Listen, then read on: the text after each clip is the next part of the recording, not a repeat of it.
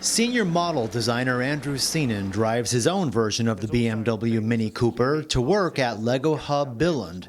Asking him to design the car was like asking an artist to paint her best friend. I have a big love for Mini anyway, so it was actually, for doing this kind of product was a once in a lifetime kind of opportunity for me.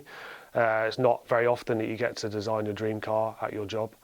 So this is something that I've put a lot of passion into. So now I'm just, I really can't wait for it to be released. Seenan looked into the history of the Mini so he could make it as authentic as possible. He found out there were 7 versions of the old-style car, dating back to the 1960s. It was an economy car, fit a family of 4, and had room for luggage to go on holiday, or a picnic basket for a roadside rest. Well, at this time, I guess cars were becoming much more popular. It was after the war. Families wanted to be able to have that ability to travel around and go away with their families, but cars were still expensive at this point. The Mini is the second in a series of classic cars in the Creator line. The first was the popular VW Camper that drove onto the scene and camped out a few years ago. Lego fans, mostly adults, suggested hundreds of ideas for the next classic car.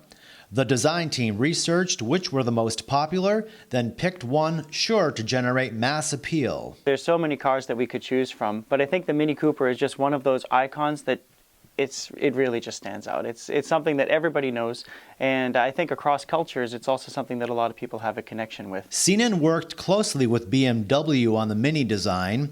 He took very few liberties, trying to create an exact replica of the Series 7, by, for example, setting in the engine sideways.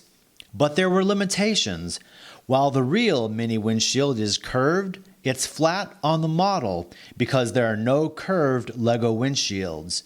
BMW said that was okay. These kind of things are limitations of the brick, which we try and work around within Lego, within the medium we're using. Meanwhile, Andrew has packed up his model Mini and is heading off in the real thing. A car he calls exhilarating to drive. So you like this car? Yeah, I like this car. It's not maybe the fastest car in the world, but just taking it around roundabouts is, by itself is worth owning.